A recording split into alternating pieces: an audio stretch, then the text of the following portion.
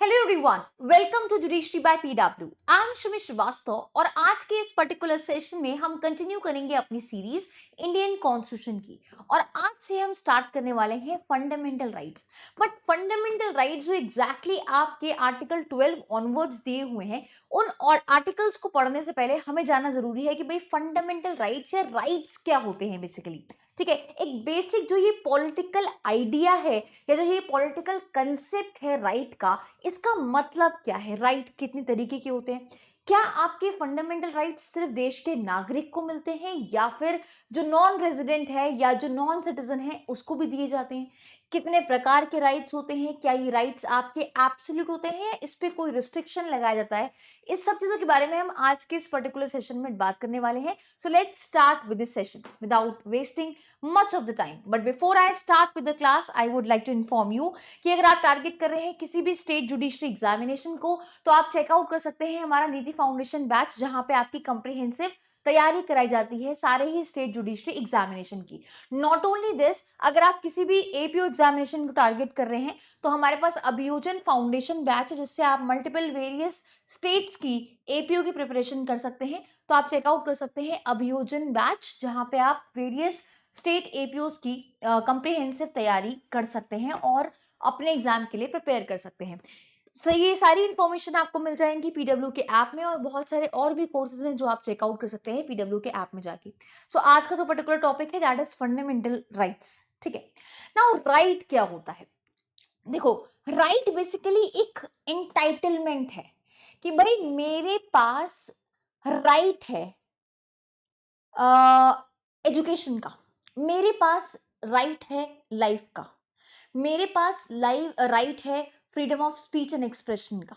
Right, तो right basically एक entitlement है, एक जस्टिफाइड क्लेम है जो सोसाइटी अप्रूव करती है। अब देखो, मैं क्या सोच रही हूं कि यार मेरे पास ये राइट होना चाहिए, बट वो राइट अगर सोसाइटी द्वारा अप्रूव नहीं है या फिर वो मेरे वेलबींग के लिए नहीं है, तो फिर वो आपका इंटाइटलमेंट या राइट नहीं कहलाएगा। So right is basically a claim of an individual जो जरूरी है उसके डेवलपमेंट के लिए, या फिर जो बेसिकली रिकॉग्नाइज्ड है सोसाइटी और स्टेट द्वारा। अगर ऐसा कोई राइट या ऐसी कोई आपकी चाहत जो रिकॉग्नाइज नहीं है, उसको आप राइट नहीं कहोगे। ठीक है, जैसे फॉर एग्जाम्पल कि मेरा किसी और पर्सन का जान लेने का अधिकार नहीं है। ठीक है, तो जब हम राइट की बात करते हैं तो right is basically an entitlement कि ये मेरा हक है। ठीक है, ये मैं कर सकती हूं, मैं अपनी लाइफ विद डिग्निटी बिता सकती हूं। ठीक है, this is required for the society. अब ये चीज कि एक व्यक्ति अपनी जिंदगी डिग्निफाइड लाइफ वो जो है गुजार सकता है, now this right is approved by the society और द स्टेट। तो राइट क्या है? राइट एक क्लेम है इंडिविजुअल का जो जरूरी है उसके डेवलपमेंट के लिए, और आप कह सकते हो जो बेसिकली रिकॉग्नाइज्ड है सोसाइटी और स्टेट द्वारा। अब right often considered fundamental to civilisation as established pillar of society.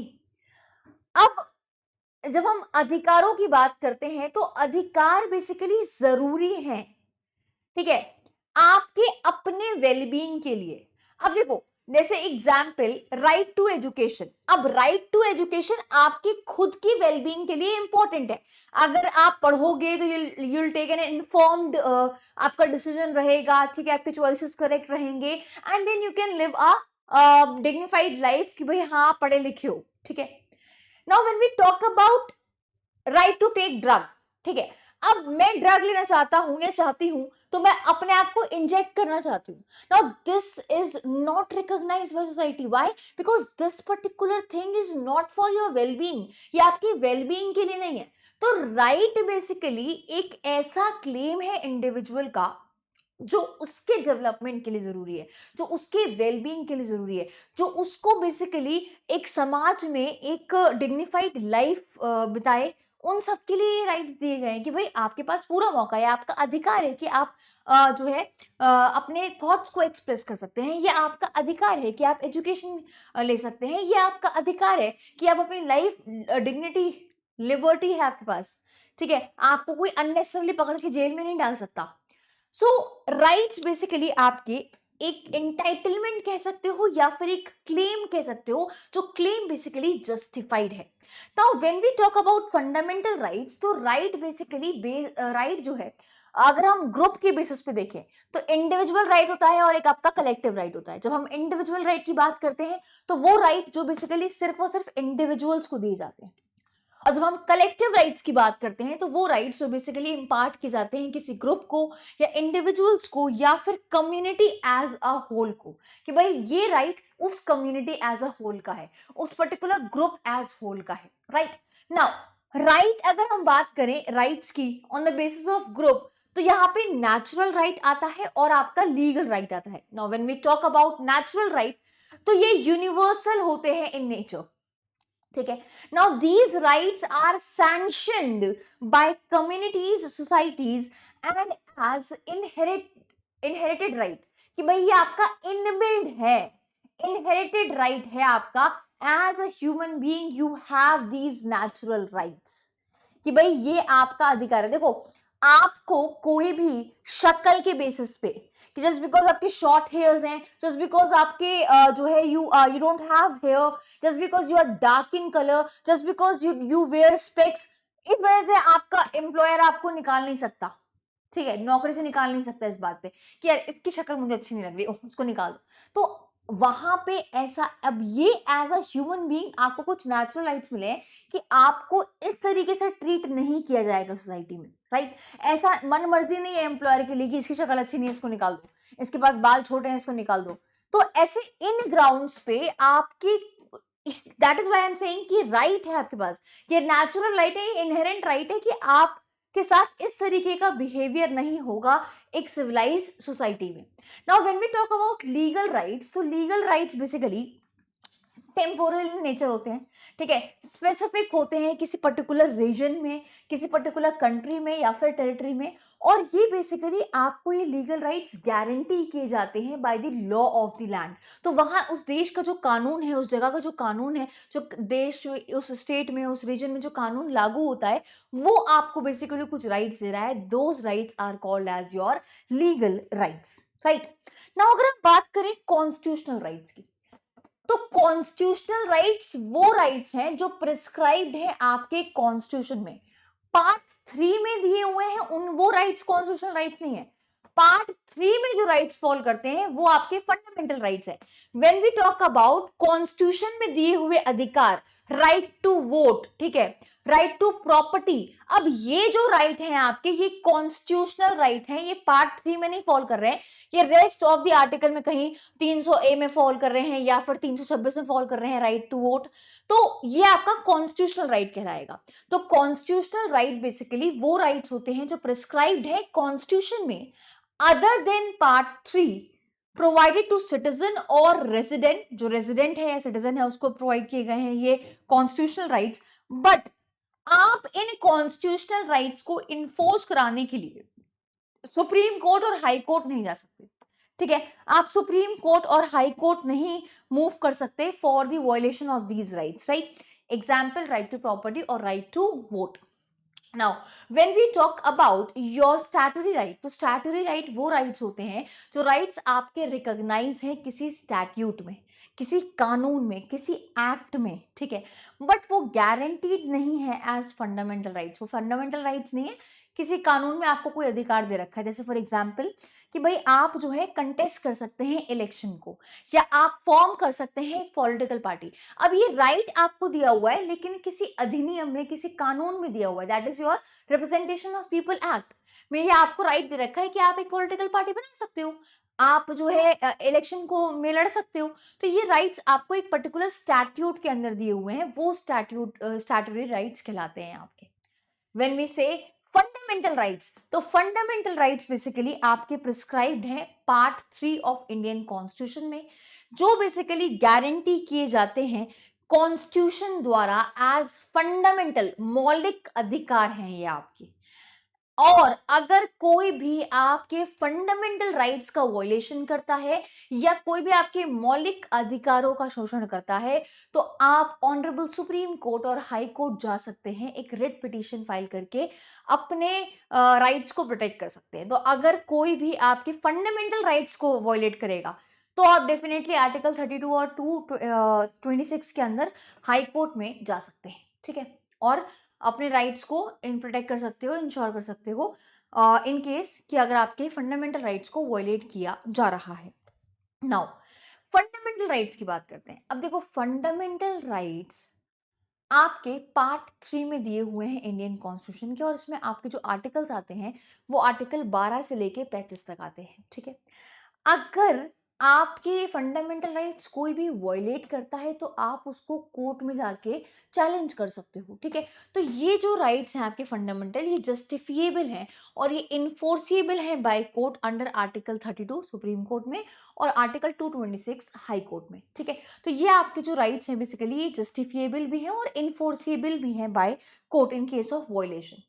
अगर हम ब्रॉडली आपके फंडामेंटल राइट्स की बात करें, तो फंडामेंटल राइट्स जो है वो बेसिकली इंडियन कॉन्स्टिट्यूशन जो है वो ऑफर करता है सिटीजन्स को, ठीक है, और कुछ केसेस में रेजिडेंट को कुछ बेसिक फ्रीडम, कुछ बेसिक अधिकार, इंडिविजुअल को भी और आपके कलेक्टिव बेसिस पे भी, यानी कि on the basis of individual और कलेक्टिव बेसिस कुछ इंडियन कॉन्स्टिट्यूशन जो है वो कुछ राइट्स आपको एज अ सिटीजन या फिर as in some cases as a resident आपको दिए जा रहे हैं, कुछ आजादी, कुछ अधिकार आपको दिए जा रहे हैं इंडियन कॉन्स्टिट्यूशन द्वारा, जिनको हम मौलिक अधिकार कहते हैं। Now imprint of bill of rights पहली बार हमने विटनेस किया था नेहरू रिपोर्ट में। तो जो नेहरू रिपोर्ट आई थी 1928 की, उसमें हमने बिल ऑफ राइट्स जैसा कुछ देखा था। उस बिल ऑफ राइट्स में 19 फंडामेंटल राइट्स प्रोवाइड किए गए थे।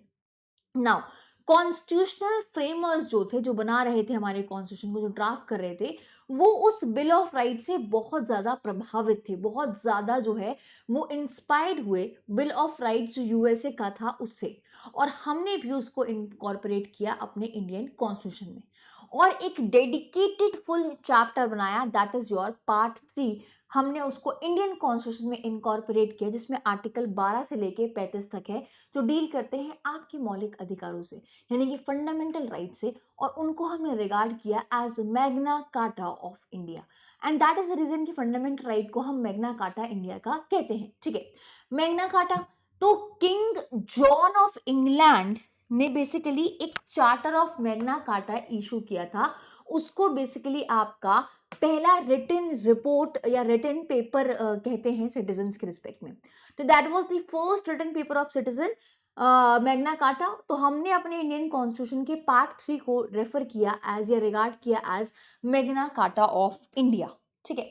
फंडामेंटल राइट्स में हम अगर आप और बात करें, तो ये जो राइट्स है बेसिकली ये अधिकार आपके इंडिविजुअल लिबर्टी को प्रोटेक्ट करते हैं, ठीक है, and the country from encroachment of government on rights और लिबर्टीज, कि अननेसेसरली आपके कोई भी अधिकारों का शोषण नहीं होगा, आपकी लिबर्टी को कर्टेल नहीं किया जाएगा, आपको आजादी है, अब आप आजाद देश में आप आजाद हैं अपने तौर तरीके से रहने के लिए, ठीक है, मतलब आप फ्री हैं, अपनी लाइफ जैसे बिताना चाहते हैं आप बता सकते हैं विद डिग्नी, और सिर्फ लाइफ नहीं, आप डिग्निफाइड लाइफ अपने हिसाब से बिता सकते हैं।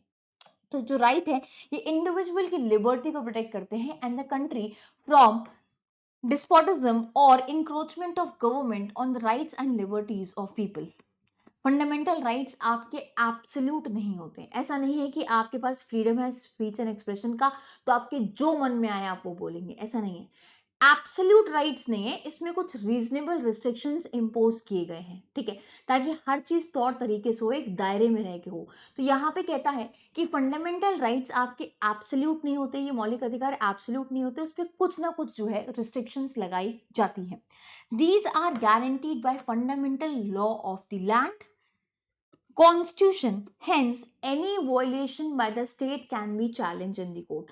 तो अगर कोई स्टेट आपके मौलिक अधिकारों को वायलेट करता है तो उसको प्रोटेक्ट करने के लिए आप कोर्ट में जा सकते हैं, अपने राइट्स को इन्फोर्स कराने के लिए आप कोर्ट में जा सकते हैं। And that is why I said fundamental rights आपके जस्टिफिएबल और इन्फोर्सिएबल होते हैं। नाउ राइट है आपके पास कि आप ऑनरेबल सुप्रीम कोर्ट में जा सकते हैं अगर आपका कोई मौलिक अधिकार का शोषण करता है, या फिर आप जो है हाई कोर्ट भी जा सकते हैं under article 226।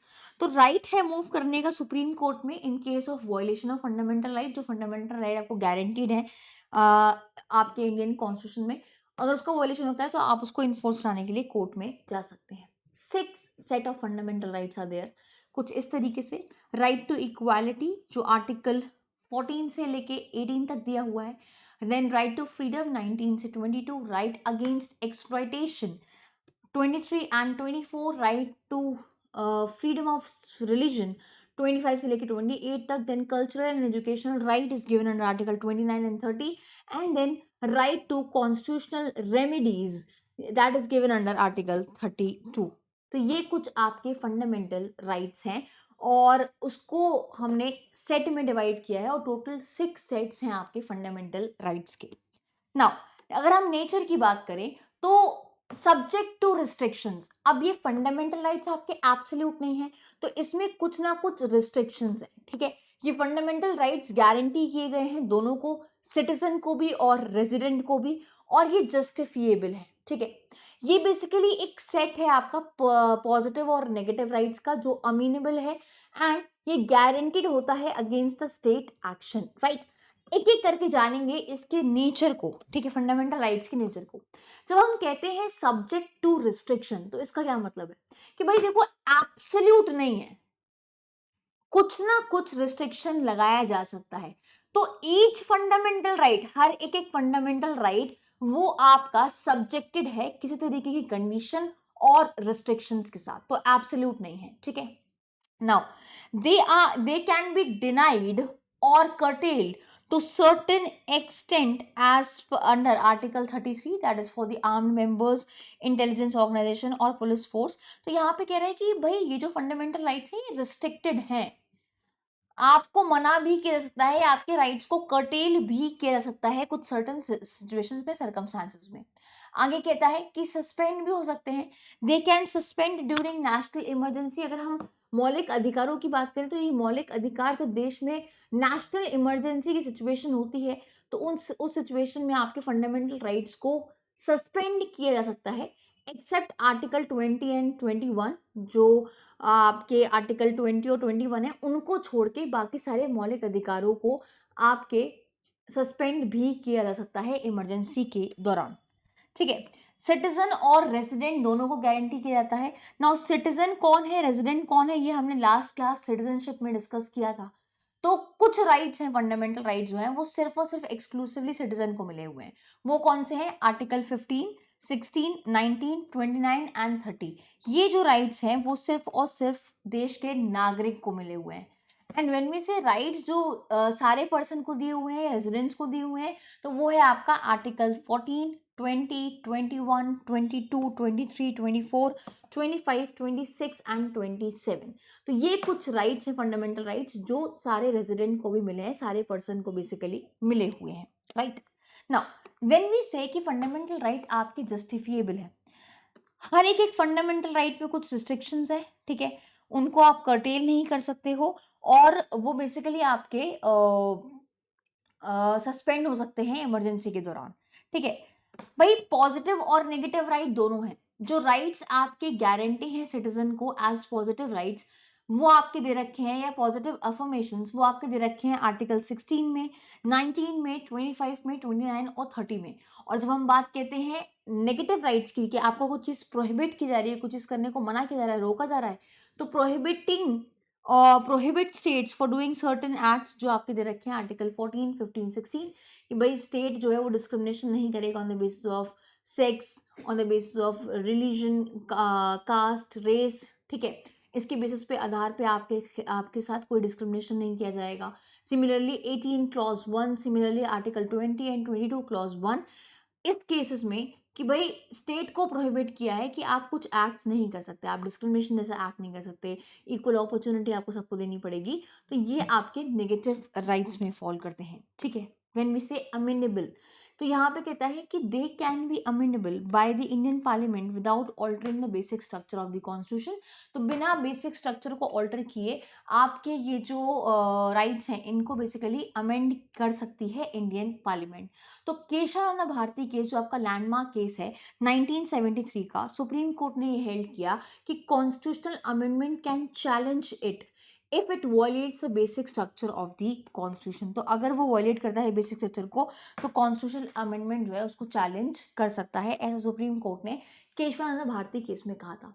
Now guaranteed against state action, तो यहाँ पे कह रहा है कि फंडामेंटल राइट लाइक आर्टिकल 19, ठीक है, आर्टिकल 21 वो आपको गारंटी कर रखे हैं against the states arbitrary action, कि अगर स्टेट अपने मनचाहा एक्ट करने लगे या स्टेट अपनी पावर को एक्सेसिवली यूज करने लगे तो आपके पास आपके प्रोटेक्शन के लिए दे रखा है आर्टिकल 19 और आर्टिकल 21। सिमिलरली राइट्स जो आपके आर्टिकल 15 क्लॉज 2, 23, 24 में दिए हुए हैं वो प्रोटेक्ट करते हैं बेसिकली अगेंस्ट प्राइवेट इंडिविजुअल्स, ठीक है, are protected against private individuals. Now when we say article 13, ये बेसिकली प्रोवाइड करता है जुडिशियल रिव्यू का for all legislation to the degree in the degree of inconsistency to fundamental rights be declared void, कि भाई अगर कोई भी अधिकार आपका फंडामेंटल राइट के साथ इनकंसिस्टेंट होता है तो वो वाला राइट आपका वॉइड डिक्लेयर कर दिया जाएगा, ठीक है। ये आपका आर्टिकल 13 में प्रोवाइड कर रखा है। तो यस, कुछ राइट्स हैं आपके, कुछ आर्टिकल्स हैं, फंडामेंटल राइट्स हैं जो गारंटीड हैं against the state action, right. तो ये हमने ब्रॉडली बस राइट के बारे में बात करी। आज मैंने कोई भी आर्टिकल स्टार्ट नहीं किया है, मैंने आपको बताया कि 6 पार्ट्स में डिवाइड किया है आपके इस फंडामेंटल राइट्स को, और सारे ही पार्ट्स को हम डिस्कस करेंगे डिटेल में। आज मैंने इसलिए स्टार्ट नहीं किया है बिकॉज फिर वो आधा रह जाता और फिर अगले क्लास में वो पूरा रिदम नहीं बनता। तो कल से हम स्टार्ट करेंगे आर्टिकल 12, राइट। तो आर्टिकल 12 और 13 will be discussing in tomorrow's class. This was all from my and in today's session. Thank you so much for joining me. अगर आप मुझसे अभी तक टेलीग्राम पे कनेक्ट नहीं हुए हैं तो आप सर्च कर सकते हैं मेरा नाम, श्रीमी श्रीवास्तव के नाम से आप मुझे सर्च कर सकते हैं और रीच आउट कर सकते हैं टेलीग्राम पे। मेरी क्लास के अपडेट, नोटिफिकेशन, कंटेंट, ये सारी चीज़ें आपको इस टेलीग्राम चैनल पे मिल जाएंगी। और अगर आपको क्लास की पीडीएफ चाहिए तो वो एब्सोल्युटली फ्री है। वो आप पीडब्ल्यू के ऐप में सर्च करें बैच का नाम है कॉन्स्टिट्यूशन ऑफ इंडिया, वहां से जाके आप सारी पीडीएफ डाउनलोड कर सकते हैं। बैच की लिंक आपको डिस्क्रिप्शन बॉक्स में मिल जाएगी और दिए हुए डिस्क्रिप्शन लिंक पे क्लिक करके आप डायरेक्टली बैच पे पहुंच जाएंगे, वहां से आप डाउनलोड कर सकते हैं notes absolutely free. So this was all from my end in today's session. Thank you so much for joining me.